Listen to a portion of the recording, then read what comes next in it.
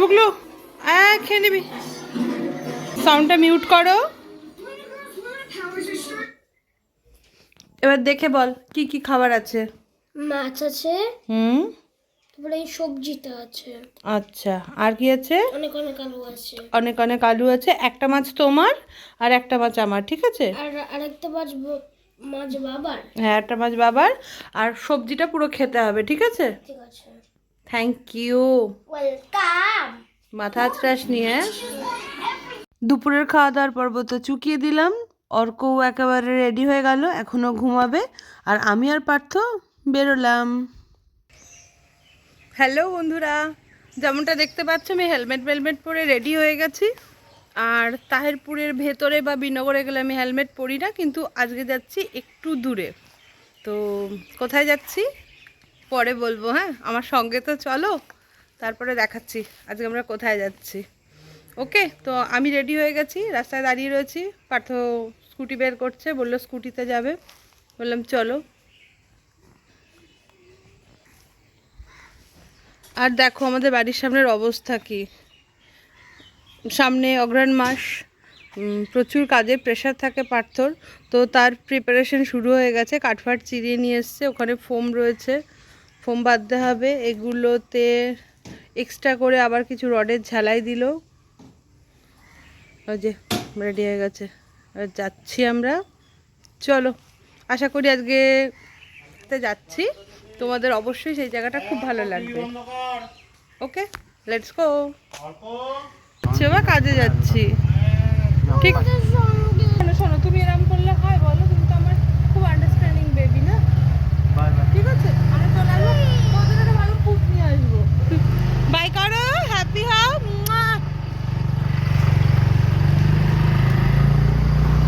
তোমাদের সঙ্গে যাবো, তাহলে আমার মনটা ভরে গেল। কোথায় বেরোলাম? আড়াইপুর।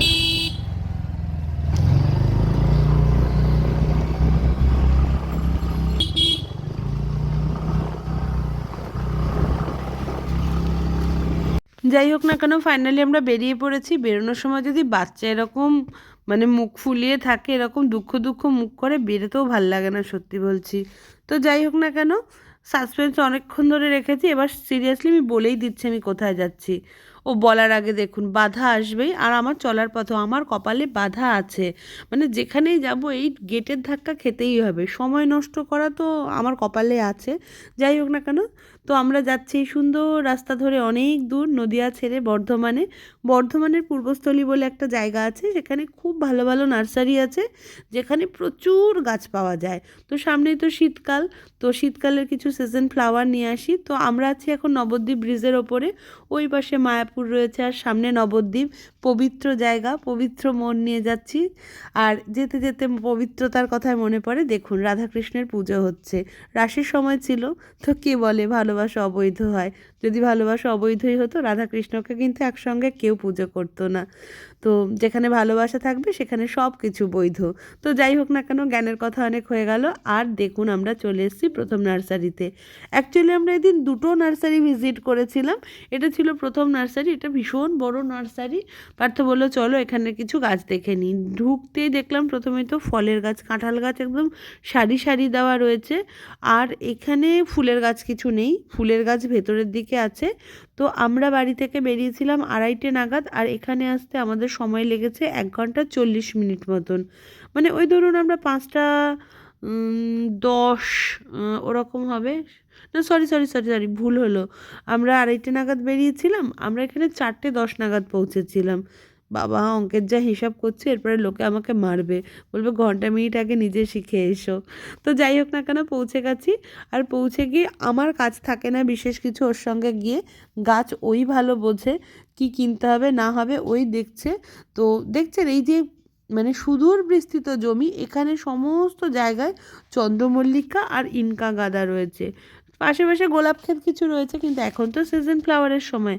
বিভিন্ন সাইজের গাঁদা ফুলের গাছ রয়েছে, অসম্ভব ভালো লাগছিল। মনে হচ্ছিল এই পুরো ক্ষেত উঠিয়ে নিয়ে আমি বাড়ি চলে যাই।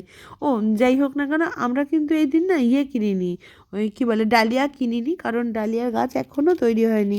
আসলে ঠান্ডাটা তো সেরমভাবে এখনও পড়েনি। তো ওনারা বললেন যে ডালিয়া নিতে গেলে বা পিটুনিয়া বা অন্য কোনো ফুল নিতে গেলে আরও কিছুদিন পরে আসতে হবে। আর এই যে গর্তের ভেতরে নেমে গেছে, মানে আমি আর দাঁড়িয়ে রয়েছি উঁচু জায়গাতে, ওরা নিচে নেমে গেছে, আমি আর নামলাম না।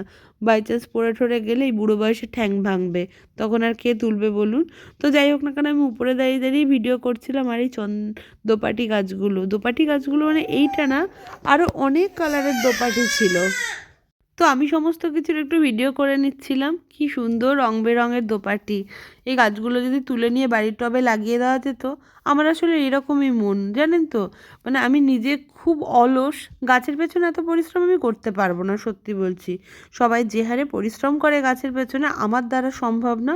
কিন্তু গাছ দেখলে মনে হয় আমি উঠিয়ে নিয়ে চলে যাই। মানে সবার কাছে যত সুন্দর সুন্দর গাছ আছে সব যদি আমার ছাদে থাকতো, তাহলে বোধহয় আমার মনটা ভালো লাগতো। তো যাই হোক না কেন, পার্থ প্রচুর চন্দ্রমল্লিকা নিয়ে চলে এসছে, বিভিন্ন রকমের, বিভিন্ন সাইজের, বিভিন্ন রঙের। তো নিয়ে এসে এবার একটুখানি ইনকা নেব বলছিলাম, কিন্তু ইনকাগুলোর এবারে ভীষণ দাম বলছিল। বলে কি 10 টাকা পিস।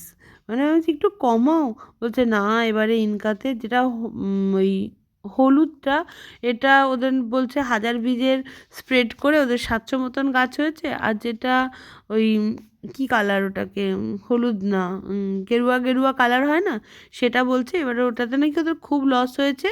267টা গাছ হয়েছে, 267। তার জন্য বলছে না, অন অ্যাভারেজ দাম তো তোমাদেরকে এরকমই দিতে হবে। তো যাই হোক না কেন, পছন্দের কিছু গাছ হলো, তো নিয়ে চলে আসলাম। গাছগুলো যেহেতু মাটি থেকে তোলা, তো ওরা একটুখানি জল জল দিয়ে দিচ্ছিল, দিয়ে সুন্দর করে কাগজে মুড়িয়ে টুড়িয়ে ব্যাগের মধ্যে ওরাই সাজিয়ে গুছিয়ে দিচ্ছে। মানে এরা না এত কর্মঠ মানুষ, আমরা এত পরিশ্রম করতে পারবো না হয়তো, ভীষণ অলস আমরা, আমাদের শরীর এত চলে না। তো এরা, আমি দেখছিলাম যে কী অক্লান্ত পরিশ্রম করে এই বাগানের পেছনে। মহিলারাও করে জানেন তো, শুধুমাত্র ছেলেরা না, মেয়েরাও দেখছিলাম বাগানে কাজ করছিল। তা যাই হোক না কেন, দেখে খুব ভালো লাগলো। আর এতগুলো গাছ আমরা নিয়েছি মাত্র 320 টাকায়। পার্থবা 300 টাকা দিচ্ছে। আমি ওকে সারাক্ষণ বলি, তুমি না এমন মানুষের সঙ্গে বার্গেনিং করবে না। মানে অল্প টাকার জন্য বার্গেনিং করার কোনো প্রয়োজন নেই। কারণ যেখানে বড় বড় অ্যামাউন্ট আমাদের ডিডাক্ট হয়, সেখানে আমরা বার্গেনিং করতে পারি না। যেমন ধরুন সোনার দোকানে গেছেন, আপনি বার্গেনিং করতে পারবেন না। বড় কোনো জামা কাপড় কিনতে গেছেন বড় দোকানে, ব্র্যান্ডেড দোকানে, বার্গেনিং করতে পারবেন না। তো এরকম যেখানে বড় ট্রানজ্যাকশন হয়, সেখানেই যখন আমরা বার্গেনিং করতে পারি না, এই ছোটোখাটো জায়গায় সামান্য কটা ফুলের চারা নিয়ে বার্গেনিং করে লাভ নেই। তো যাই হোক না কেন, এটা আমার মতামত। আপনাদের কি মতামত একটু জানাবেন প্লিজ। তো যাই হোক না কেন, এরপরে চলে এসেছি আমরা পূর্বস্থলী যে স্টেশন, সেই স্টেশনের একেবারে পাশে। এখানেও প্রচুর গাছ, আর এই নার্সারিটা অসম্ভব সুন্দর, বিশ্বাস করুন। তো পার্থ বলল যে চলো ওই নার্সারিটাও একটু ঘুরে আসি। এই নার্সারিতে আমরা আগেও এসেছিলাম, যখন আমরা চুপির চর এসেছিলাম তখন এখানে এসেছিলাম। পার্থ এর আগে বহু চারা এখান থেকে কিনে নিয়ে গেছে। এই নার্সারিটার ব্যাপারই আলাদা, চারিপাশটা এত সুন্দর পরিপাটি করে সাজানো গোছানো, বিভিন্ন প্রকারের গাছ একদম রেডি করে রাখা। মানে সে দৃষ্টি আকর্ষণীয় ব্যাপার হয় না, সেটা ঢুকলে পরে আপনার মনে হবে আচ্ছা এই গাছ নেই, এই গাছ নেই। তো আমি চারপাশ ঘুরে যাচ্ছিলাম আর দেখছিলাম কী কী গাছ আছে, পাতাবাহার থেকে শুরু করে অর্কিড থেকে শুরু করে সমস্ত রকম। দেখুন এখানে অর্কিড ভর্তি করা। তো যাই হোক না কেন, আমি একটু ভিডিও করে নিচ্ছি। আর বললাম না, স্টেশনের পাশে একদম, ট্রেন যাচ্ছে আসছে বারবার। এত বড় নার্সারি যে দেখে শেষই হয় না, প্রায় সন্ধে নেবে আসে না, এরম কন্ডিশন হয়ে যায়। তো যাই হোক না কেন, এখানেও সেম, ডালিয়া এখনও ওঠেনি, পিটুনিয়া ওঠেনি। পিটুনিয়া ফুলটা বেশ ভালো জানেন তো, একদম গরম শেষ হয়ে অনেক দিন পর্যন্ত থাকে। মানে ওকে জল দিয়ে রাখলে পরে এবং যত্ন করে রাখলে পরে প্রচুর সময় পর্যন্ত ফুল দেয়, এবং পরিশ্রম তুলনামূলক কম। মানে ডালিয়া, চন্দ্রমল্লিকা যত নখরা, পিটুনিয়ার কিন্তু ওই ঢং নেই। তো তার জন্য পিটুনিয়া আমার ভালো লাগে। আর পিটুনিয়া ফুলটাও দেখতে খুব সুন্দর লাগে, ভোরবেলাতে যখন শিশির পড়ে পিটুনিয়ার মুখের মধ্যে, তো খুব সুন্দর লাগে, দেখায় সুন্দর। তো যাই হোক না কেন, এখানে কার্তিক পুজোর লাইটিং রয়েছে। আর ওই দেখুন ওদিকে চাঁদ উঠে গেছে। এদিকে আমার বরের গাছ দেখা আর শেষ হচ্ছে না, বিভিন্ন গাছ নিয়ে বার্গেনিং করছে। আর এই ছেলেটি, সে একেবারে ওস্তাদ লোক। মানে সমস্ত গাছে এখনও পর্যন্ত কুড়ি আসেনি অনেক গাছগুলোতে। ওই দেখো লাইট জ্বলে উঠলো, কি সুন্দর লাগছে তাই না কার্তিক? তো এখানে কার্তিক পুজো ভালো হয়, পাশে কাটোয়া আছে, কাটোয়াতেও খুব সুন্দর হয়। তো যাই হোক না কেন, এত কিছুর পরে পার্থ অনেক দাম দর করলো, করে করে গাছ নিচ্ছে, সমস্ত কালারের 2টো করে গাছ দিচ্ছে। আমি বললাম তুমি বুঝলে কেমন করে কোনটা কোন ফুল? করে বলছে আপনি মার্ক করে নিয়ে যান, গাছের ফুল যদি রং ভুল হয় তাহলে বলবেন। মানে এত কনফিডেন্সের, আসলে না অভিজ্ঞতা। তো যাই হোক না কেন, এরকম অভিজ্ঞ এবং পরিশ্রমী লোক দিয়ে এরকম বাগান হয়, না হলে তো সম্ভব না, আমার মতো কুড়ে মানুষের পক্ষে এরকম বাগান করা সম্ভবই না। মানে বাড়ির ছাদ বাগানই হয় না, তো এত বড় বাগান ছাড়ুন। তো এরম করে করে মোট 22টা এরকম চন্দ্রমল্লিকার গাছ নিয়েছে পার্থ। মানে আমি বলছি ভাই এনেছি তো স্কুটি, আমরা কোথায় যাব? তুমি যাবে, আমি যাব, নাকি গাছ যাবে? বুঝে পেলাম না। তো এরকম 22টা গাছ তো আছেই, ওরা যখন সাজাচ্ছে গাছগুলো দেখছি পার্থ হাওয়া কোথায় গেল দেখতে দেখতে, দেখছি সে আরও কিছু পরিমাণে গাছ নিয়ে এসছে, বলছে আরে এগুলো নিয়ে যাই, কিছু তো ফুল দেবে। মানে বলুন, এই গাছ পাগল লোক না এরকমই হয়, কোনো কিছু শোনে না, গাছের পর গাছ নিচ্ছে। আর সেগুলো নিতে নিতে আমাদের একেবারে রাতের অন্ধকার হয়ে গেল। এখন কিন্তু আমি মোবাইলের ফ্ল্যাশ লাইট জ্বালিয়ে রয়েছি, নাহলে পুরো একদম অন্ধকার। এবার মনে হচ্ছে আমাকে না স্কুটি ছেড়ে বোধহয় ট্রেনেই বাড়ি যেতে হবে। অবশ্য পাশে তো স্টেশন আছেই, বললাম পূর্বস্থলী, যাতায়াতের প্রচুর ট্রেনও আছে, যদি জায়গা না হয় স্কুটিতে আমি না হয় ট্রেনেই চলে যাব। তো যাই হোক, ইয়ার্কি মারলাম, স্কুটিতেই যাব। প্রচুর পরিমাণে গাছ হলো, এখন গিয়ে পার্থ বিলিং করবে, আর এগুলোকে গিয়ে এবার পরিচর্যা করতে হবে। আমি কিছুই করব না, করতে পারিও না অ্যাকচুয়ালি। তো যাই হোক না কেন, টাকা পয়সা দিয়ে এবার আমরা বেরিয়ে পড়বো আস্তে আস্তে, দুগ্গা দুগ্গা করে ওরা টাকা নিল এবং সমস্তটা স্কুটিতে সেট করে দিল। এখন বাড়ি পৌঁছানোর পালা, ঠাকুর ঠাকুর করে গাছগুলোকে পৌঁছে দিই তাহলেই হবে। তো আজকের ব্লগটা এখানেই শেষ করলাম, টাটা, বাই বাই।